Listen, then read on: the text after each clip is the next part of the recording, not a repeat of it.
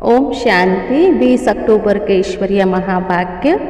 भारत जो साहूकार था वही अब गरीब बना है। बाबा ही इस गरीब भारत को फिर से साहूकार बनाते हैं। नंबर 2, सबसे खुश नसीब वही बच्चे हैं जो ज्ञान का गॉडली डांस करते हैं और फिर भविष्य में प्रिंस प्रिंसेस के साथ डांस करेंगे। उनकी खुश नसीबी क्या होती है? बाबा मैं तेरा, मेरा कुछ भी नहीं। आप हमको स्वर्ग का मालिक बनाते हो तो मैं क्यों नहीं आप पर बलिहार जाऊं। नंबर 3, शिव बाबा हमारा रूहानी गाइड है, वो हमें गाइड करते हैं। मैं तुम्हारे लिए ही सतयुग की स्थापना करता हूँ, तुम धीरज धरो, उसकी स्थापना हो रही है, तुम दिव्य गुणों की धारणा करो। नंबर 4, तुम्हारे 2 बाप हैं, एक लौकिक एक परलौकिक। ज्ञान में चलने से 3 हो जाते हैं। ब्रह्मा बाबा हमारा अलौकिक बाबा बन जाता है। बाबा आकर के बच्चों को समझाते हैं कि तुम पूज्य थे, तुम पुजारी बने हो, फिर से तुम्हें पूज्य बनना पड़ता है। नंबर 5, हम डबल मालिक बनते हैं। एक तो दिव्य गुणों की धारणा करके देवताएं बनेंगे तो यह सृष्टि स्वर्ग बन जाएगी, तो हम स्वर्ग के मालिक। दूसरा ब्रह्मांड के मालिक, जहाँ शिव बाबा भी रहते हैं, हम आत्माएं भी रहती हैं, तो हम ब्रह्मांड के भी मालिक कहलाते हैं और विश्व सतयुगी दुनिया के भी मालिक कहलाते हैं। नंबर 6, हमारा हीरो हीरोइन का पाठ है। देखो जगत अम्बा, जिसको ज्ञान गणेश्वरी कहा जाता, यही फिर राज राजेश्वरी बनती है। तत्तत्वम, ऐसे नहीं सिर्फ 2-4 का पाठ है। सृष्टि का राज्य लेना और गंवाना, इस भारतवासियों का खेल चलता ही रहता है। नंबर 6, जब तक जिएंगे ज्ञान अमृत पिएंगे। अनेक जन्मों का बोझा है, उसे उतारना तो है ही, वो ज्ञान अमृत पी के ही उतरेगा।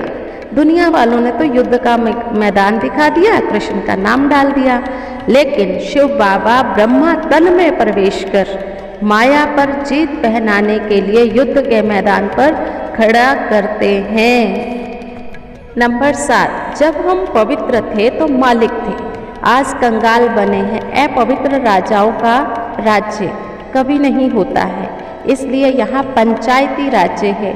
वैसे तो कहा जाता है रिलीजन इज माइट, सर्वशक्तिवान बाबा बैठ देवी देवता धर्म की स्थापना करते हैं, तो उसके लिए हमें कितनी माइट देते, कितनी शक्ति देते हैं, जो हम अपने में से विकारों को निकाल सृष्टि के मालिक बन जाते हैं। नंबर 8, यह जो ब्रह्मा बाबा है, इनका हीरे रत्नों का व्यापार था, सबसे ऊंचा जवाहरात का धंधा।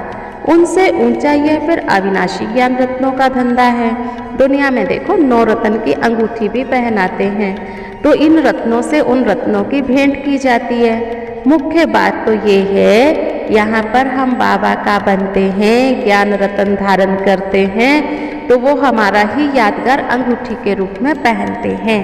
नंबर 9 पॉइंट है, अभी सभी मनुष्य देह अभिमानी होने के कारण उल्टे लटके हुए हैं, तुम अभी सुलटे हुए हो। मनुष्य जब मरते हैं तो उनका मुंह फेर देते हैं। अब हमारा मुंह है परम धाम तरफ, हम ये शरीर छोड़ सीधे चले जाएंगे। इसके लिए बाबा कहते, बच्चे मन मना भव मुझे याद करो। नंबर 10 पॉइंट है, बाबा कहे मीठे मीठे सिक्के लदे बच्चों, इन ज्ञान रत्नों को बुद्धि में धारण करो। इसके लिए तुम्हारी शरुड़ बुद्धि चाहिए, फिर जाकर के मंदिरों में इन रत्नों का दान करो। बिच्छू को देखो कैसा होता है, डंक का मिसाल है ना, पत्थर देखता है तो डंक नहीं लगाता है। ट्राई करनी चाहिए, कोशिश करते करते तुम आज नहीं तो कल सक्सेसफुल हो ही जाओगे। आज का वरदान, बहानेबाजी के खेल को समाप्त करने वाले मास्टर दातापन के स्वमानधारी भव। जिन बच्चों को बहानेबाजी का खेल आता है, वह कहेंगे ऐसे नहीं होता तो वैसे नहीं होता, इसने ऐसे किया, सर्कमस्टांस व बात ही ऐसी थी। अब इस बहानेबाजी की भाषा को समाप्त कर दृढ़ प्रतिज्ञा करो कि ऐसा हो या वैसा, लेकिन मुझे तो बाप जैसा बनना है। दूसरा सहयोग दे तो मैं संपन्न बनूं नहीं, इस लेने की बजाय मास्टर दाता बन सहयोग, स्नेह, सहानुभूति देना ही लेना है। इस भावना से मास्टर दातापन के स्वमानधारी बन जाएंगे। स्लोगन: जब मैं और मेरेपन के भावों से वैराग्य हो तब कहेंगे बेहद के वैरागी। स्वमान है, मैं दाता हूँ, मास्टर दाता हूँ।